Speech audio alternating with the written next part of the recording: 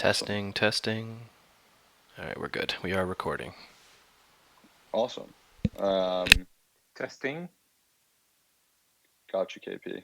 Think think we're probably good to get started, which is awesome. First off, I just want to, say thank you to the folks taking their time to come up and chat with us today. Obviously, Aaron and KP and Brecky and Alex. I know y'all are all busy folks, and so appreciate y'all coming and chat with us and just sharing all the information that you have. I'm excited for this conversation, and then before we dive in fully, I do want to sort of give some context about running a node and just basically talk through. I've been having a lot of interviews with users and node operators, and I think it's important to come into this with the context of um, thinking about your goal as learning and supporting the network, and not necessarily having the explicit or primary goal off the bat to be profitable. Um, because it's difficult, it's really hard to do, and so we'll talk through some of the steps to get there. But if you're thinking about running a node, if you're thinking about supporting the network, definitely come at it from a perspective of learning, of supporting the network first, and then thinking through profitability next. And as we move forward with this conversation, if you have questions, feel free to DM them to either the @lightning handle or to me, and we'll try to bring those to folks as they come in. But I want to kick it off by just kind of handing it over to Erin to talk about that thread that she did, that viral thread that led to an article, and just sort of talk through, how it started and what you talked about in there.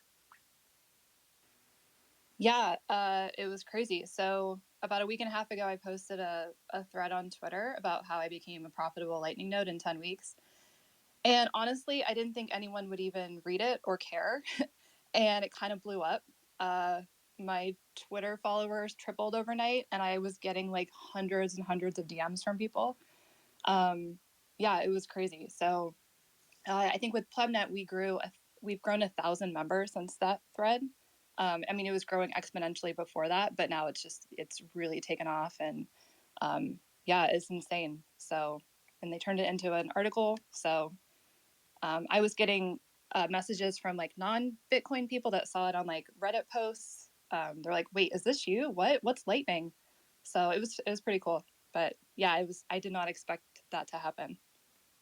Yeah, that's incredible. It definitely blew up. I think I saw like Jack liked it and a bunch of different folks. So that's awesome. Just starting off with some of the stuff that you mentioned in that thread, one thing that I loved that you talked about, that I'd love for you to maybe expand on a little bit is, and Alex and I talked about this actually at Bitcoin Miami, is just the idea of your node almost as a Tamagotchi pet, like something that you take care of. Curious if you have any more thoughts on that. Yeah, it's the network is constantly evolving, and I think with channel management, like it's something that it's hard to program or write a script to manage your channels properly when there's so many variables involved. Like I think that you still need like a human mind to kind of it's like strategically place sats where they need to be profitable.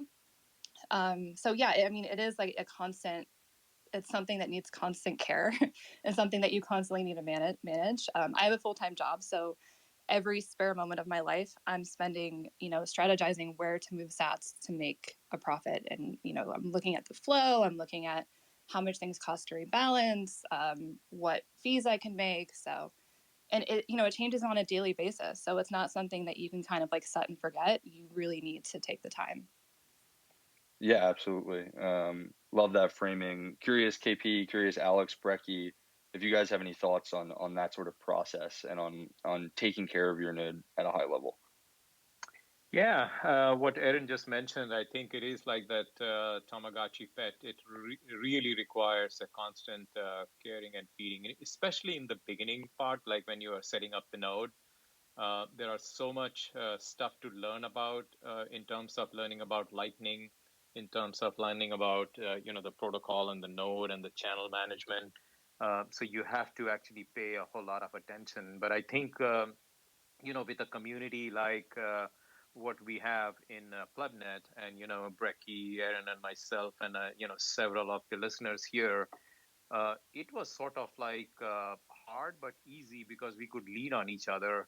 And you can imagine that in the beginning, you have to actually rely on some level of command line interface. And there are folks who actually have never touched command line interface. And, so there is a constant learning process. And then right from the beginning, people actually have, and even I had that expectation that like, oh boy, you can start making sats right from the beginning, and then you suddenly realize that that's not the case. But then you start strategizing, like Erin was mentioning, that okay, which channel is going to give me the most volume, and which channel is going to give me most amount of sats, and how do I spend it? How much I'm spending on rebalancing. So very soon, actually, we came up with our own math to figure out, and Erin remembers this, we were basically like, okay, what is the net sat we are making based on how much you are paying for rebalancing, what should be the fees you should set. And then Alex has this wonderful tool, Balance of Satoshis, and we were constantly pestering him for all sorts of clarification on the commands which he has in the tool. And then we have figured out actually, okay, here are the parameters that you should watch out for and track. And then that actually helped me become profitable. And then I am very mindful in terms of spending any sats in rebalancing unless I find a way over a period of time to actually recover that amount of spend that I am making in managing a channel. And I think that's something which I would pass on to any new node operator or runner, is that, just be very mindful of some of these things, on channel fees or on chain fees or closing and opening fees, because they add up pretty fast. And then that does impact the profitability of the node over a long period of time, as well as mindset on how to run a node. Absolutely. I think that's like a really strong overview. I would love to dive in a little bit. This is about the journey to a profitable Lightning node, but what are those considerations that you have to take in when you're thinking about profitability? You mentioned, obviously the sats that you're earning from routing, but there's rebalance fees, there's on-chain fees. What are the different elements that you're using to actually calculate that? And did it become different as you became more expert, or was it, the same throughout? And curious for everyone, for Aaron, for KP, for Alex, for Brecky, how do you think about that target? I was kind of tracking from the very beginning how much I was spending, on-chain fees and then the rebalancing fees. I'm looking at through Boss and Ride the Lightning and pulling up all the reports and kind of like comparing and seeing how much I'm spending across the board between loop outs, or if I'm doing like custodial loop outs or opening and closing channels. When we first started, the mempool was at like 80 sats per vbyte. So we were spending a ton of money opening channels. So that definitely set me back. I might have been profitable a little bit sooner, but yeah, the mempool's empty right now. So if you're going to open some channels, like do it. But yeah, those are kind of the things that I looked at. Awesome. Alex, any thoughts here? I know you're the sort of expert and god level of putting together a profitable routing node, so would love for you to jump in. Yeah, I think I'd like to, I definitely agree with everybody saying, it's a fun experience. I think the elements of fun are there, where you have kind of an element of random chance. You don't know when you're going to get a route. You have other people trying to get the same routes that you're trying to get, so you have some competition there. You are kind of playing with low stakes, so it's not like if you screw it up, it's not a big deal. I mean, you learn something. And the part that really makes it fun is that your decisions impact your success. So you will place your limited capital. It's kind of like you're playing a board game. You'll place your limited capital in certain areas, and then if you make the right decision with that capital, if you move your coins where they should be, you're going to get some sats in return. And I wouldn't think about profitability like on my node. Maybe I'm making more. I make maybe over this year, I make maybe $4,500 a month on routing fees. But so it's like getting more into like the, maybe like higher level routing fees. But even just if you're part of like these people who are just trying things out, I think that's what makes it extra fun. It's like you're uh, you're not playing for huge stakes. Like if routing dries up tomorrow, you're not gonna cry about it. But you're gonna have fun just trying to collect those sats, and the whole process is interesting just on an ongoing basis. And it's almost that's almost kind of part of the reward of routing is like you get this experience of your decisions matter. Yeah, it's kind Definitely. of like the ultimate strategy game, right? Like, and especially with Plebnet, like, we're all learning together, we're all experimenting together, we're all like swapping notes and, giving each other hints or not hints, but like, helping each other like with whatever they're struggling with that day and, trying to tell them the best ways to do things. And it's a cool, it's a cool game, if you will. But yeah, I mean, you can definitely make some sats off of it if you spend every waking moment of your life on it. And yeah. You can even make some sats if you're kind of lazy like I am. I don't, I haven't really been doing accounting. I don't know if I don't think I'm profitable quite yet, and I'm a little scared to start using Boss, but I'm about to dive in. But I make, I think now like 40 to 60 sats on an average day, and that's just from, being well connected and, kind of doing the bare minimum, And so for me, like it is kind of like a game in that if I teach myself how to use Boss and I improve my accounting skills and figure out how to do all the things that everyone else is doing, okay, maybe I can get that number higher. So that's kind of where I'm at. But if someone's just jumping in and they want to give it a try, like it's not that scary. Yeah. And I love the framing, which we talked about a little bit at the beginning, but if you're just coming in, is like, the goal is to come in, learn, have fun, support the network. It's a fun game to a certain degree. But the end goal doesn't need to be profitability. And, that's what I think, Plebnet is awesome. Like I'm in there, but I'm mostly observing, but everyone is having a good time. And like, it's the community and sort of the social elements of it that really make it fun and enjoyable, and sort of helping folks in that community element. I know KP and Aaron, y'all have been really pushing that forward, and the growth has been incredible. I think, Aaron, you said it doubled since you posted your thread. So curious about what you're seeing in Plebnet as well.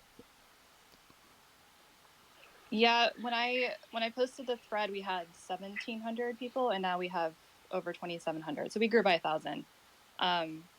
But yeah, I mean, when I posted the thread, I was just getting hundreds of people that were like, "Okay, this sounds really cool. How do I get started?"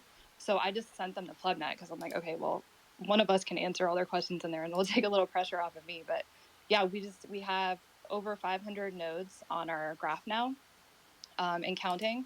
So yeah, and there's other spin-off Telegram groups other than like the main Plebnet. That's kind of how you get started. There's like a basic Plebnet Lightning group for people that just want to kind of experiment with Sats and like see how everything moves around with custodial wallets. We have Plebnet Node Runners for people that have channels going and want to get a little bit higher level. And then there's Plebnet Advance, which is more for like developers and more tech-minded people. So there's kind of something for everyone. But yeah, I mean, the growth, it's just exploding. So I mean, we have over 2,000 Bitcoin on Lightning right now.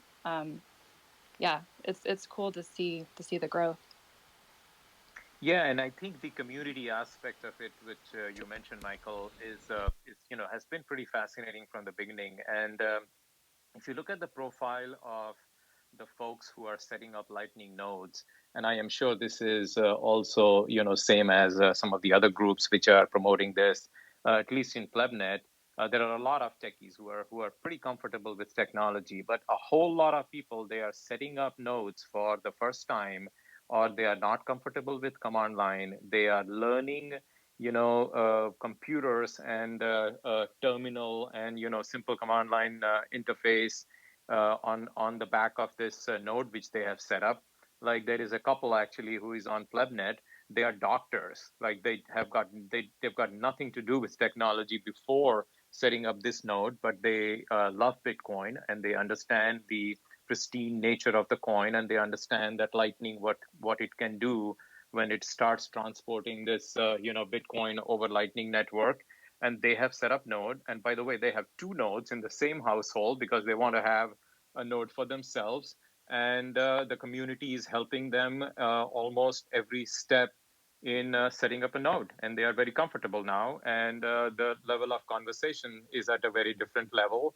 There is a person for example, in Plebnet, who's trying to help his barber to get on, on Lightning and start taking payments. So the profile of folks who are experimenting with this is actually very interesting and fascinating to watch, where people who have got nothing to do with technology, traditional technology, they are interested in setting up Node, and they are setting up Node. And as Erin was mentioning, there are 500 plus nodes now. It has exploded in like what, 4 months, Erin? Like 4 months. When we started, we were like 5 or 6 of us. We used to goof around in setting up Node. Then we got serious in terms of like understanding the technology and seeing how it can do certain things. And then next thing you know, now we have 2,800 people and 500 plus nodes. Yeah, I think May 10th was the first night that we started playing around with a cheese robot graph and just doing ghetto submarine swaps to each other and just opening channels and, just playing around. And then a few days later, there was, I think there might have been like 15 of us that first night. And then a few days later, there was like 50 of us. And then a week later, there was 100. And then there was a couple hundred the next week. And it just kept growing and growing. But, in terms of like the non-technical, aspects that KP mentioned, like I was one of those people. I never touched a command line before running a node, had no idea what I was getting into. But, between KP and, people like Alex, like they've answered so many of my questions and answered so many people's questions. And it's cool to have like such a variety in Plebnet of people that can kind of tackle any problem. And it is nice to get those non-tech questions, because those were the same questions that I had going in. So I understand how to approach it from a non-technical person. So I feel like I can help a lot of people as well. So it's a cool place. Yeah, absolutely. And I mean, so I've been talking to new, mostly non-technical node operators for the past week. I've probably talked to 15 to 20, which is, much less than you guys interact with on a daily basis. But I would say, I'm seeing the same stuff. I think one, they're coming onto the network for the right reasons. They're looking to learn. They're looking to support. They think it's fun, and that's awesome. And also, these are average people. These are average individuals who are coming onto this network and building because they believe in Bitcoin and because they believe in Lightning. And at the end of the day, that's one of the reasons why we're all here, is to build that fully decentralized, peer-to-peer run version of this network. And so I think something like Plebnet is incredible for that reason, and would encourage anybody who's just starting out on their journey for running a node to check out Plebnet, because that's the best place to start. I do want to sort of say, reiterate, if you have any questions, please send them to the @Lightning handle or to me over Twitter, and I can make sure that those get answered.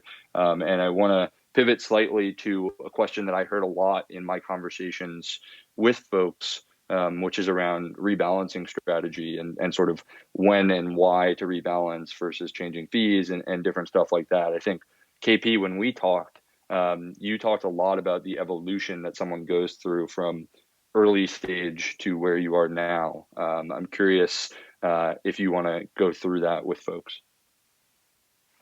Yeah, so rebalancing and circular rebalancing, I think, is one of the things which comes up very frequently as soon as someone has set up a channel. Two things I have observed people look for. First, I should make my first SAT, and then that requires a payment flow. And then, when the payment has flowed, of course, the channel is going to get out of balance. And a lot of folks actually pay a whole lot of attention that it needs to be perfectly balanced. And then the next question is, okay, how do I balance? And then the next question is, what tool should I be using? And then, Michael, you and I had talked about this, and several of us have this experience, is that the current set of tools that we have, they are evolving, they're wonderful, but it's not straightforward first of all, for a noob to understand what does circular rebalancing mean or rebalancing mean, and how to use one of the tools successfully in order to complete a rebalancing. Now, you can use ThunderHub, you can use RTL. A lot of folks now use Balance of Satoshi's command line, but whichever tool you use, it gets pretty complicated because of the fees, and it all depends on how much are the fees in the routes that you are taking to rebalance. And I have observed that a lot of folks will get frustrated with that because guess what? The rebalancing never completed. So it becomes a lot of discussion point about rebalancing, which I think the community has figured out. And the operational aspect of how to do rebalancing is settling. That means people understand that. And when a newbie shows up, we have got wiki, which actually describes it pretty well. It's at plebnet.wiki, and it describes it in quite a length as to how to do the mechanics of it. Now, the whole philosophy of rebalancing, I think it has evolved. For me personally, it has evolved a lot. In the beginning, I was in the same camp. It has to be perfectly balanced channel. It should look pretty neat. If it gets off balance, then let me go back and rebalance it. And then after some time, you realize that you are probably spending a whole lot of sats on rebalancing, which is not compatible with either the fees and then the sats that you are flowing through each of your individual node or your node. So if you look at, I started looking at some metrics, which is, let me figure out net of sats earned minus all the fees paid, minus all the open channel and closed channel fees, which is the chain fees, and also minus all of the liquidity I may have purchased from here, there, and any loop out that I will take. And that has to be net positive. And that drove my rebalancing decisioning is that, okay, I will go ahead and rebalance for a given amount, provided I am able to, over a period of time, make up for that. And I am going to actually adjust the fees accordingly. So for example, if I have a fees of like, a certain amount, like say 300 ppm, then I would look for a rebalancing less than 300 ppm in general. I would go above that, but I would not actually spend. So that shift in the mindset I have had over a period of time, but I'm actually last 4 to 6 weeks.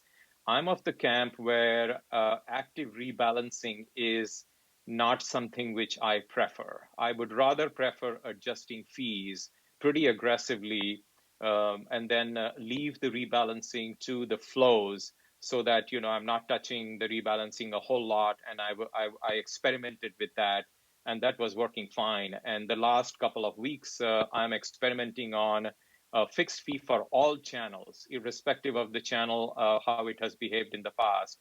And that actually is working fantastic for me, at least for last 3 weeks, where I am not changing any of the fees. I'm just actually and not doing very active rebalancing unless some channel where I need to actually, there is only one way flow and I need the liquidity to be on one side or the other, I would very proactively go and rebalance that.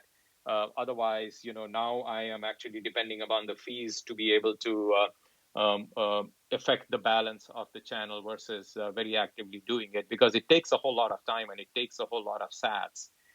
So it's an experiment, it's an evolution for me, but right now my experiment is there. So like everybody else, I started with crazy rebalancing. Now I'm in a camp where I would adjust the fees in order to let the rebalancing happen naturally based on the economics of the nodes that I'm connected with.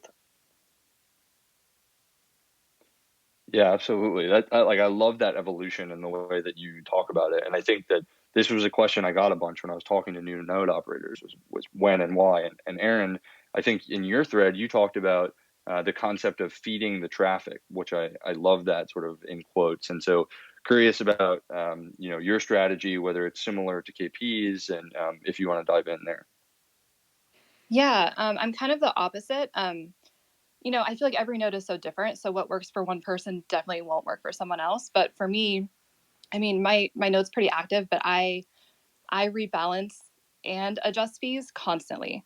So I'm constantly looking at flow and seeing where things are moving and pushing things back where they need to be to maximize profits. And if I'm getting drained one day, I'm going to up fees on that channel. And if things stop moving, then I'll lower fees on that channel. But I'm definitely an active rebalancer. I think that's helped my profits grow tremendously. As KP said in the beginning, we're all trying to have perfectly balanced channels, and it was a great way to start, just to kind of understand how things moved and understand how our channels work. But I think as you grow, you'll see that it's a little bit more complex than that. So yeah, I'm pro fee management and pro balancing. So Of that, I want to pass it over to the veteran of the group, Alex. I know you have thoughts here and curious about kind of your strategies and how they have evolved over time and where you're at now. I mean, I think it is correct that with rebalancing, it's very easy to get yourself into trouble. And I kind of see like the learning curve being that people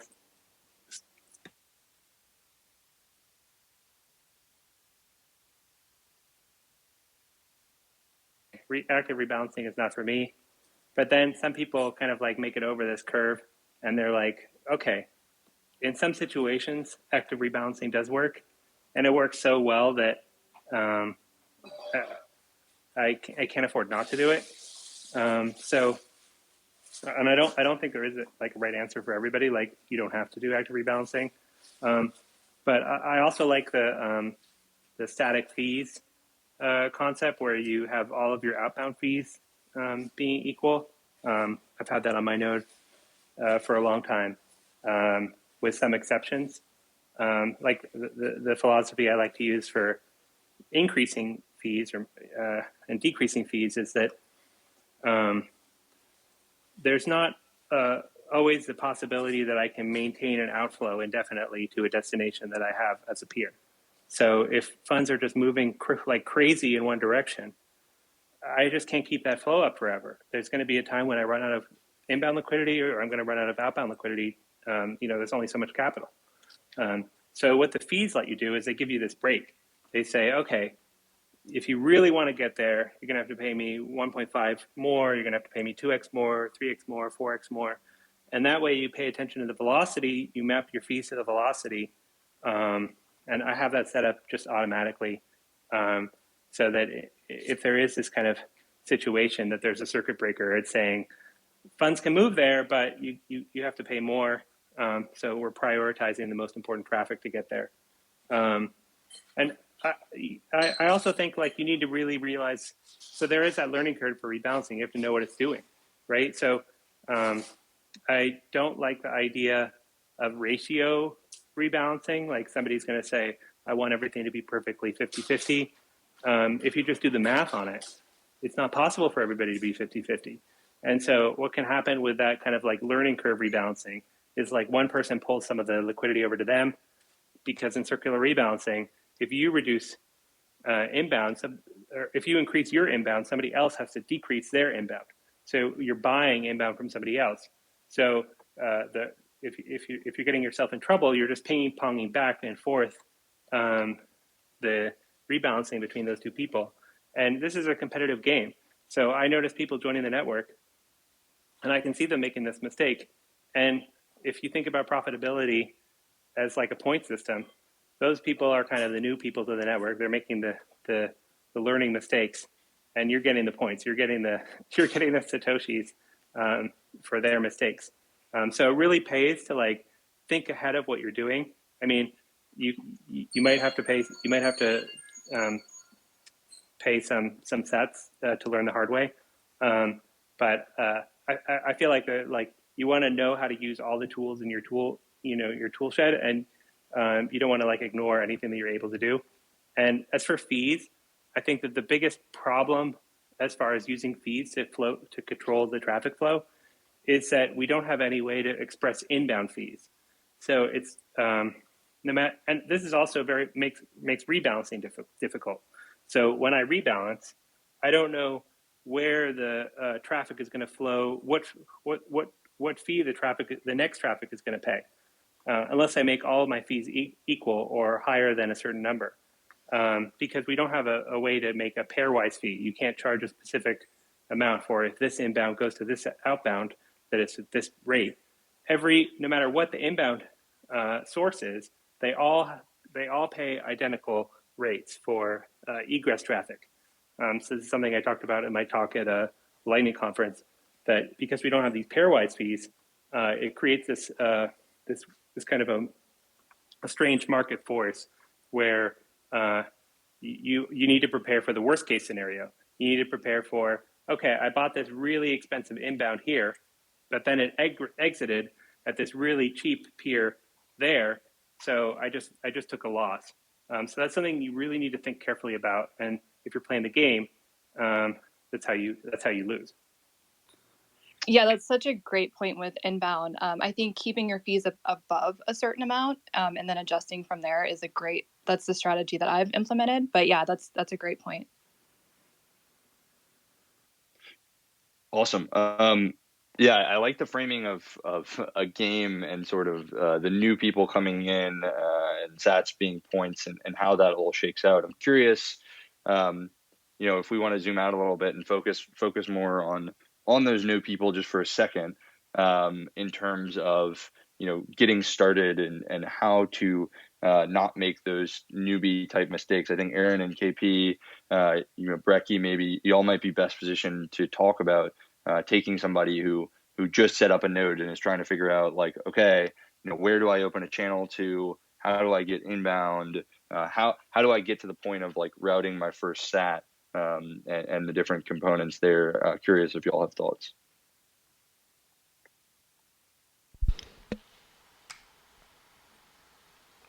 When I first got going, I think I tried to think about like how people were actually using the Lightning Network and how I could also help support it. So my strategy, for better or worse, was to connect to some of the the top ranked nodes, and the nodes with the larger nodes, and try to open larger channels to them. But then also to connect to a bunch of plebs as well, like a bunch of people in Plebnet. I don't know. I was kind of thinking like, there's probably a lot of people using custodial Lightning wallets to do payments, and so if I connect to some of the larger nodes, then I can facilitate those routes. But then if I plugging into everyone else, kind of the plebs as well, like they're already well connected, so I can lean on that. I don't really have a better strategy than that, but that's kind of what I'm rolling with for now. Yeah, and for me, I think it has, in the beginning, it was basically, in Plebnet, we have this thing about, friendship and girth, basically, very beginning. And we were opening channels to each other just to get enough channels to experience what Lightning and setting up a node would look like. So we were a bunch of like whatever, 5, 10, 15 folks. We were opening channels to each other at that point of time. And then actually over a period of maybe 3-4 weeks after that, we collectively thought through some of this, is that, okay, opening a new channel, you have to be very mindful. And that, at least that was my evolution in my thinking, was that it is something like you are making an investment and sort of like, picking a stock in your portfolio. If you are actually going to open a channel to a particular node, think about that as a long-term investment. You are not going to close it right away because there is an opening and closing fees to it. So select very carefully for a reason. Why are you selecting it at that point of time? And then what I have been doing in last couple of months now is I'm focusing on centrality. So I want to improve my centrality. So any node that I pick, it has to help me improve my centrality. And thanks to the community, actually, there is a Plebnet Advanced group. There is a developer. He has got a tool, Grid Flare. He has got a tool which actually can help you determine which are the top 10 nodes that you should be opening channel to, which will help you in your centrality. There is Small World LND. He has got a channel simulator where you can actually plug in your pub key and a pub key which you want to open with. It will tell you whether it improves the centrality or hurts the centrality. So point I'm making is I got very serious about picking every channel. So my channel after the initial set of channel is very well calculated as per my own agenda and objective, which is to select them for a very, very long term. Like I'm looking like, year or a 2 year long-term goal, because, I think that's how a new person setting up a node should think about, because setting up a node is not something you're going to set up now and forget it in like, 2 or 3 months. You're going to actually keep it alive for a long period of time, and hence set a portfolio of channels, which is going to give you that kind of a longevity.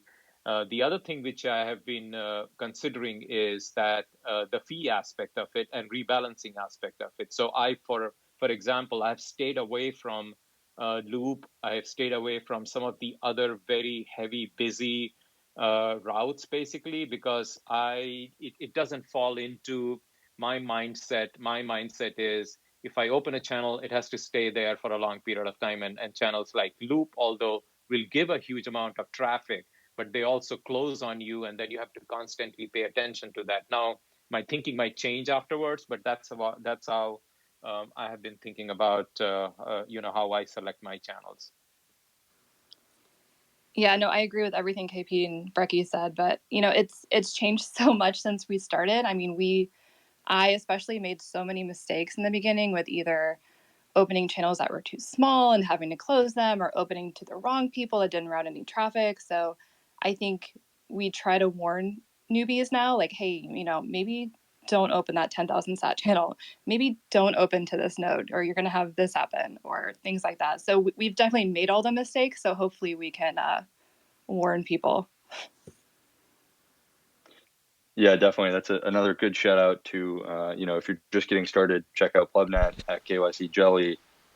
They've made all the mistakes and can help guide you, as Aaron was mentioning there. I think it is,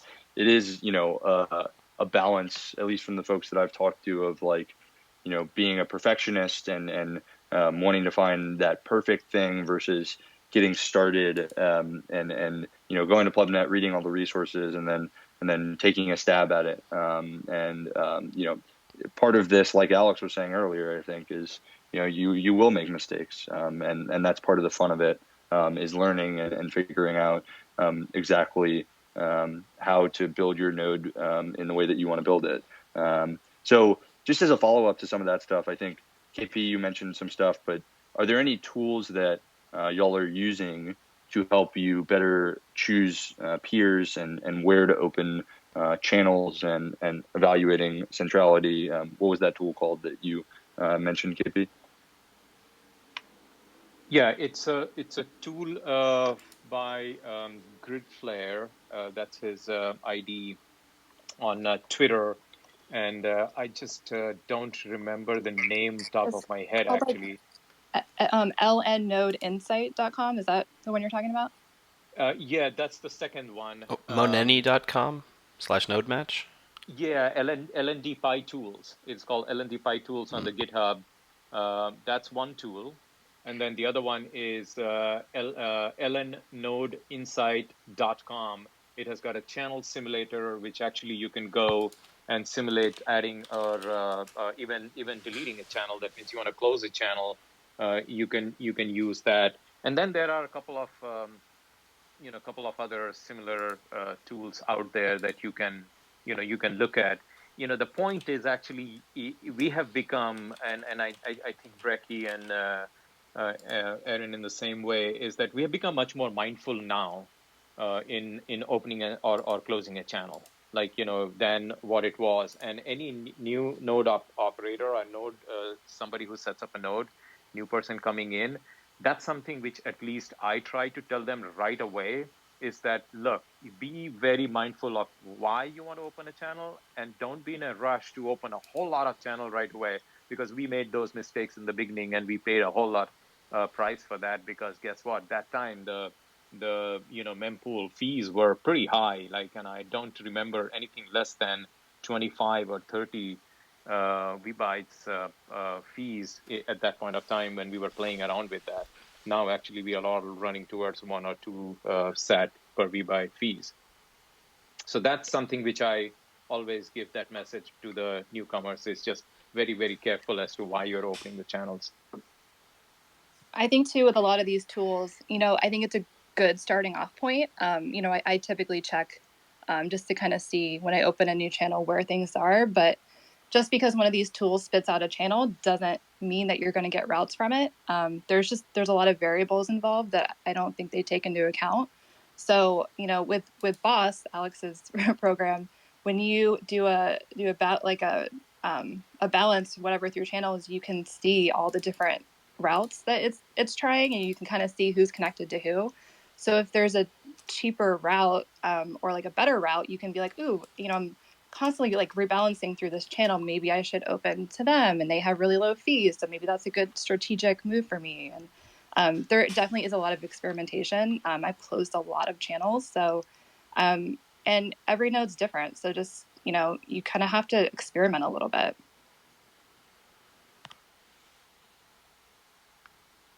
I just wanted to repeat the URL that Michael said before in case anyone missed it. It's kycjelly.com, and you can also go to plebnet.org, but obviously the first one is more fun. Girth plus friendship equals Plebnet.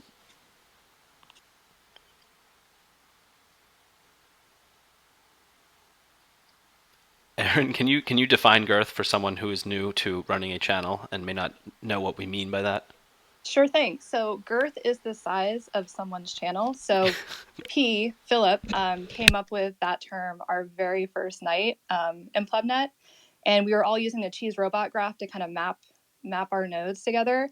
And the thickness of the channel is determined by how many sats or how big that channel is. So the thicker the channel, the more sats can route through you. So he referred to that as channel girth. So, and that has become a Plebnet term. But also, don't let that turn you away. If you don't have enough sats for a girthy channel, it's not about the girth; it's about how you use the channel. Exactly. And I think that's how KYC Jelly came into play, because it's supposed to ease you into running a Lightning node and accepting girth. So if you go to kycjelly.com, it redirects to the Plebnet Telegram group. Awesome. Can folks hear me? I was having some connectivity issues, but hopefully I'm back. Can hear you. Awesome. So we talked about. I think we talked about the channel opening from a perspective of a beginner and going through the research and all of those different things. Alex, curious about how that process evolves as you become a more advanced or expert node, and whether it stays the same or what changes. I don't know if I'd classify it as necessarily an expert node, and that's one of the things that I find so interesting about like the rise of these channel groups, is that it kind of challenges my idea of why people would want to be in the Lightning Network. So like when I make my tool, it's very focused on minimizing costs and maximizing earnings, because I'm so focused on that game aspect of it. But if you use other tools, they have totally different ideas about what they want to be accomplishing. Like they want a ratio, and so the tool is made for a ratio. So that's one thing that I notice about a lot of these, or the tool is made by a tool maker, and so the tool maker a lot of times is going to listen to what the people want. So people come to so people are getting into this like kind of group channel thing. They're getting into this idea of taking part, and they don't necessarily know the right way to do it, but they know what they want to see in the tool. They want to see a ratio. So then they tell the tool maker, create this ratio layout, and then when somebody new downloads this thing, they kind of get into the same kind of mode of operating. So that's something that I've really been thinking more about lately, which is like, there's other ways to play the game. Like if this were like a massively multiplayer game, there'd be some people who are focused on getting like the best armor and equipment and beating the biggest monster. But there'd be other people who are just in it to like for the camaraderie. They just want to make friends. They just want to help people out. That getting to the end boss isn't necessarily what they're trying to do. But I would think that you should be careful about like knowing what you're getting into, because somebody who's creating tools and they're listening to users, the users that they're listening to might have different requirements than the requirements that you want. So like you kind of have to do your research there. And even the tools that are made for group opens or people who are casual, I think they could be a lot better. I'm exploring some ideas myself of like how I can support those use cases better.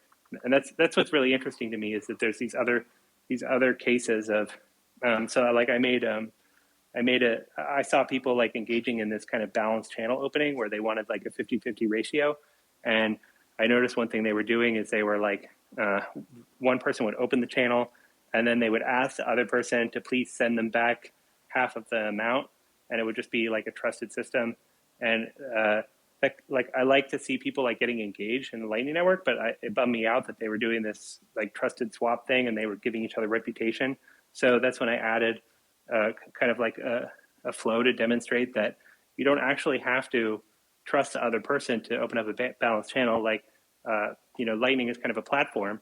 And so I created kind of this way that coordinates opening the channel with both sides funding it. And I think that, I kind of hate myself that I don't have more time to make more of these tools to help people do the things that they're kind of just powering through right now.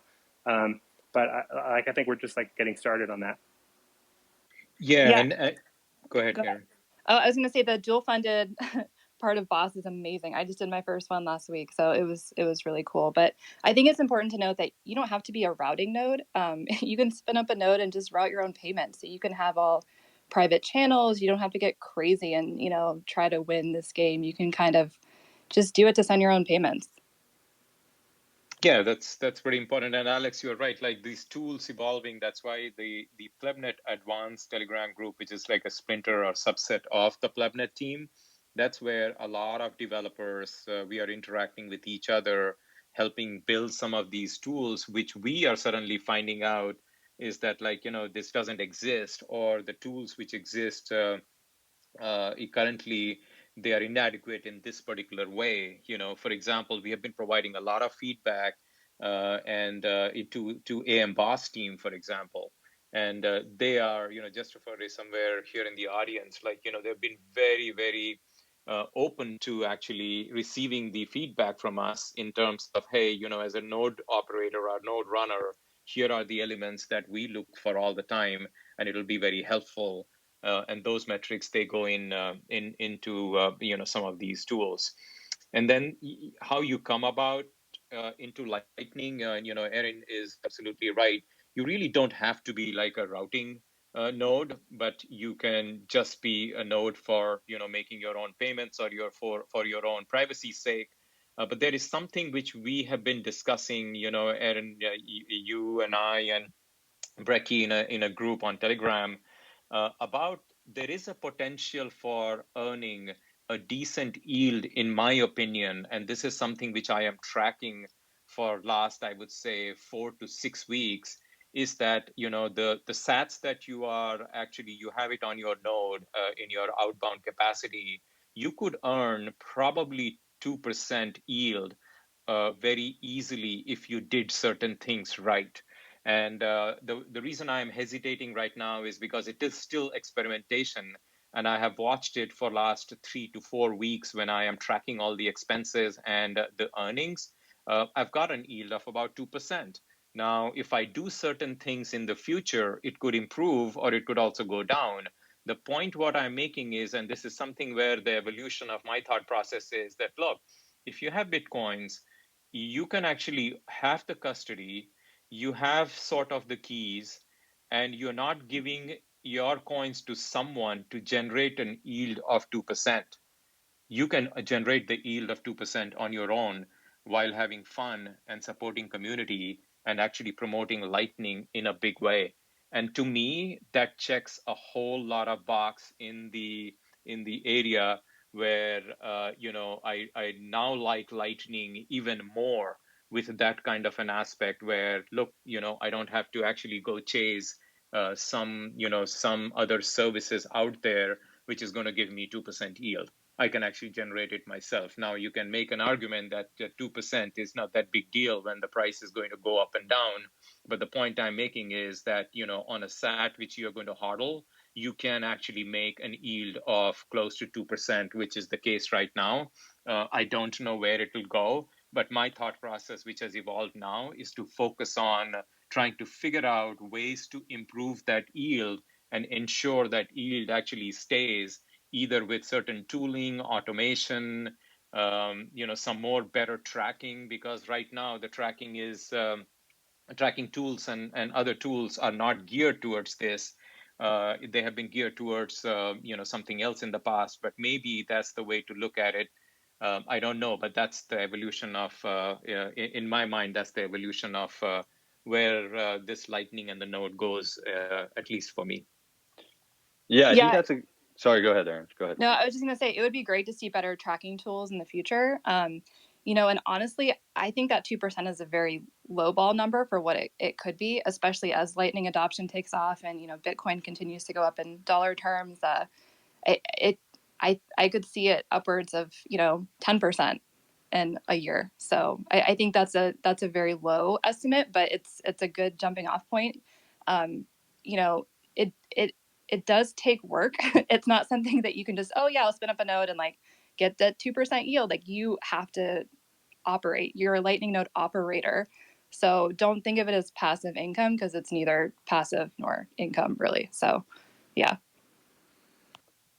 Yeah, I think y'all are making awesome points about kind of how you get to a point where you're quote unquote earning yield through the operation of the node. And I think it's something that we at Lightning Labs think about to a certain degree, and think about how we make that process potentially better and easier and help people earn more. I think something that we're doing with Lightning Pool is allowing for there to be like a sort of marketplace for channel leases, and that could potentially juice some of the yield that folks are earning. Alex, not sure if you want to talk about Pool at all, but we heard a lot from folks that we were interviewing about how would I use this, what could I do, and different things like that. And we have a long way to go there, but I think it's an interesting idea for sure. Well, even just to circle back on the idea that the loop node is too active, that you're going to have too much traffic there. That's some interesting response that I hear from people, because like people get traffic at 1% on a channel that they make with loop. So 1% routing fees just by making a channel to loop, and they'll see that happen. Sometimes it'll happen in a day. So I'm not saying you're going to get 1% in a day on your Bitcoin, but people are kind of like simultaneously scared by that. They're saying like, what happened? Like a channel is supposed to last a long time, or they get intrigued by it. They say, I just got this 1%. How do I repeat that process? So I think that's kind of part of like the other thing is the yield, right? The earnings, they're not coming out of the ether. They are other people paying those fees. So obviously, we couldn't offer yield just indefinitely from make routing nodes and everybody's going to have yield. These are people who are expressing their demand through the routing fees. They're saying, I need inbound liquidity. I need my payment to get from A to B. And you as a market actor are kind of responding to that. And it is interesting to me to see the reaction where people say that they don't want to appear with Loop because their channels close too quickly. Because if you run the numbers on how much you can make, you not opening it is just opportunity costs that you're paying. So if you notice that there's this ability to make some coins, you should probably take advantage of it, like if you want some sats. So what you're saying is that yield doesn't come out of thin air, because I feel like shitcoiners tell me all the time that yield does come out of thin air. It actually has to have demand. Yeah, although like I should say that's another thing that is an interesting aspect of the market, which is that although you're getting like these customers who are using your node, that's who's paying the routing fees. You have no interaction with them. You have no idea who they are. Like you'll turn on your node, there'll be people routing through you, and they're your customer, but you'll never meet them. You'll never, maybe somebody will tell you like, oh, I routed through your node and you helped me, but like you could just be like this, you're just one of 1,000 faceless people. And the liquidity market is also very interesting because like if you join as a routing node, or if you join the network and you want to route, other people kind of have to make space for you. Because maybe you open up a bunch of channels, but nobody's committed capital in your direction. So that's like where the groups come in as far as if you open up a channel group, you have a bunch of people together, you kind of have that initial jump start of I'm able to route because other people pointed capital in my direction, and they did that because we're kind of doing a social experience. So that's one way to kind of join the network and be able to route in that you have funds pointed in your direction and you're pointing funds in an outgoing direction. And so you can translate funds from the inside to the outside. But liquidity trading is, and that could be expressed by using Loop, or it can be expressed by buying channels, or it can be expressed by doing a circular rebalancing, is kind of like taking on a life of its own. And that could also be kind of like your customer. Like people, and you'd never know it because when you have rebalancing going on through your node, you're earning fees, but you don't know like what's the purpose of this. Maybe it's just the network is growing, and capital is being moved around to where people are willing to pay for it. So maybe this person, they're a new exchange, they're trying to get $100,000 pointed to their direction, so they're doing a bunch of liquidity buying, and as far as I can tell, all that looks like to me is like, wait a minute, my loop channel drained in 2 seconds.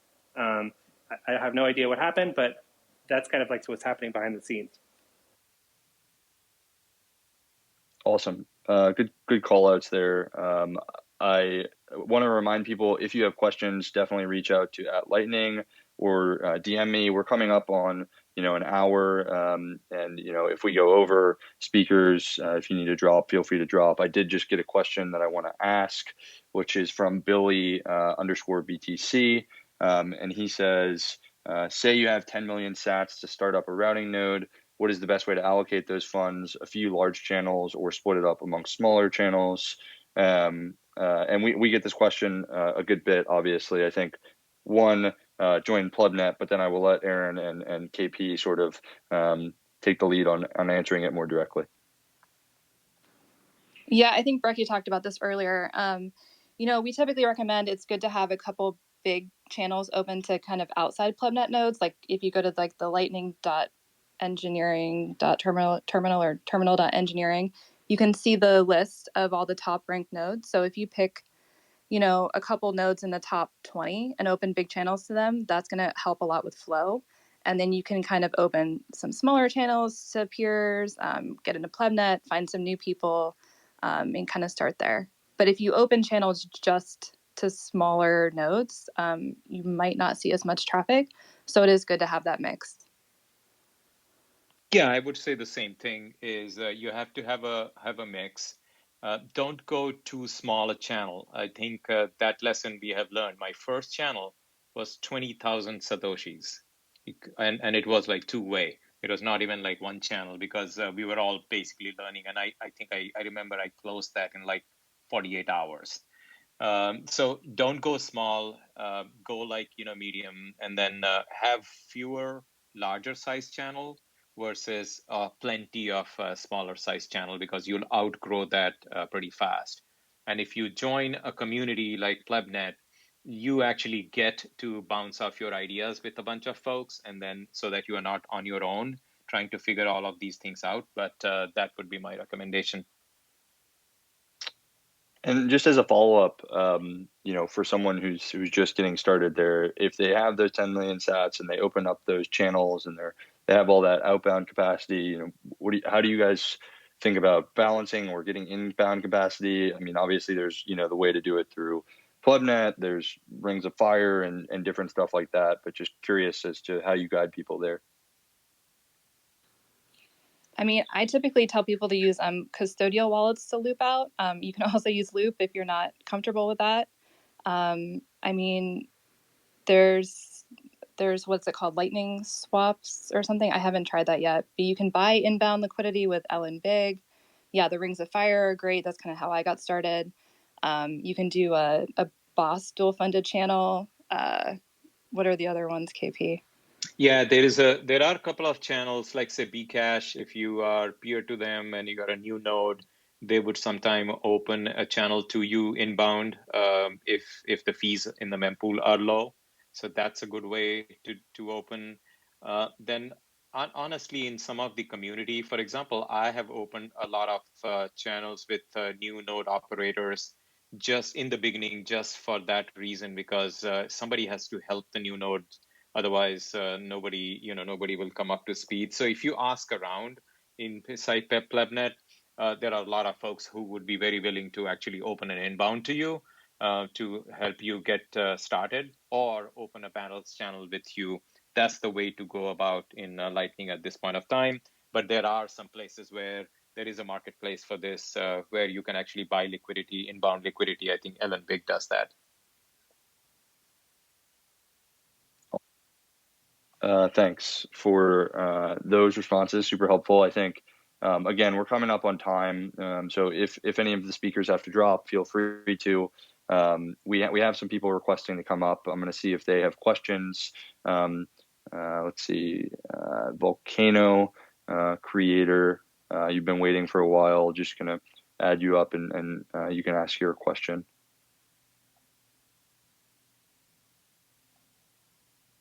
I'll add a couple other folks as well who've been waiting, just to see who can get on stage. Twitter Spaces is kind of a pain, so we'll see if this works.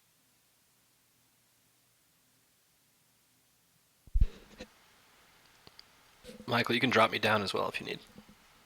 Okay, thanks.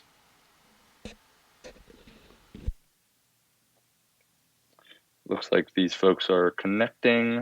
We'll see if they'll be able to actually get on stage.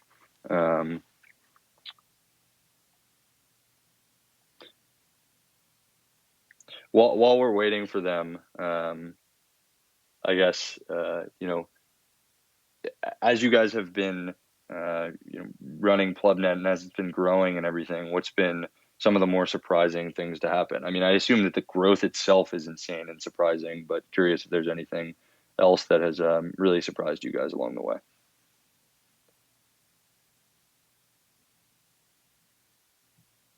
Okay, I'll go first. I think I was mentioning this early on. The most surprising thing for me, apart from the growth and the number of nodes coming up, is the profile of folks who are not into programming or technology or technical skills setting up nodes. I had not expected that, and then the number is actually pretty huge. And they are getting up to speed and being very comfortable with the whole thing. And Aaron is an example of that, and there are so many others. They are very comfortable with this. And now the profile of why you should be running a node is also changing. It is not just becoming a technical or technological thing for people to play around, but people are talking about like, okay, how do I make yield out of this? Am I opening the right channels? How do I develop a tool to make everybody's life simpler? At least on the Telegram chats that we have, a majority of my time at least is spent with groups discussing various elements of tool development, which I would love to have available to me as a person running a node, and then interacting with developers in trying to improve some of the tools which they are developing at a given point of time.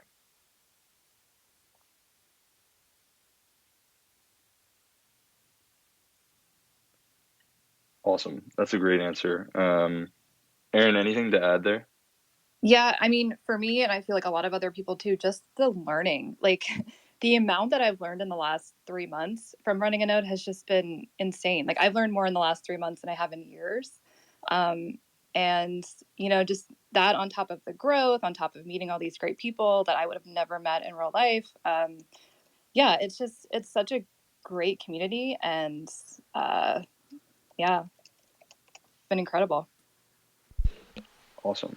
So we're having trouble getting people up on stage. I did get one additional question in my inbox from a Stone Christopher, which is, can we talk about utilizing these inbound liquidity providers, specifically LN Big, and the way these node operators deploy that large amount of inbound liquidity?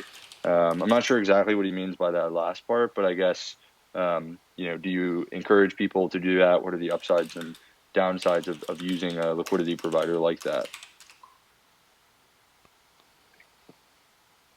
I in if I have understood the correct question correctly, like buying liquidity Yeah, for inbound. I think so. Um, I think so. yeah, I am like still split on this a little bit. I'm on the not going and buying liquidity camp at this point of time. And the reason is that you actually are spending a whole lot. It may appear pretty cheap, in the beginning, but if you don't have a whole lot of other channels, then you can go buy a big inbound liquidity from another channel, another node. But then what do you do with it? And it goes back to the philosophy or principle that I have for myself for rebalancing is the same thing, is that, okay, if I'm going to spend this SAT on buying liquidity, what am I going to do with that? And how am I going to recoup all of the sats I am going to put in buying that particular liquidity? Now it might change in the future because I may find some use of it, because now I have a lot more channels, so there may be a use of it. But if you are new, I'm not sure if it helps a lot if you haven't planned for it and if there is no other way for you to rebalance something else, because you can have a very big inbound liquidity, but if you don't have any other place to take it out, you are pretty much not able to get the liquidity rebalanced onto your local side for that particular channel. So I'm not a big fan of buying liquidity without having thought through and analyzed as to why I should be doing it. Yeah, I completely agree with that. And especially with LN Big, like I think it typically moves outbound anyway. So if you open a channel to LN Big, you're going to route traffic. But having an inbound from them, like I've never seen anything move the other way. I'm sure other people have seen differently, but I don't think that it's worth it. But maybe that'll change. I think there are a lot of better options.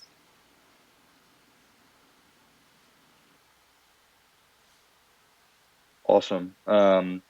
Well, we're over time at this point. Having trouble people getting people on stage. So I think it's a good point to wrap. Thank y'all so much for your time, for all the insights. I think this has been extraordinarily helpful to people. So we really appreciate that. Everybody keep an eye out for the next Lightning Lab. It'll probably be 2 weeks from today.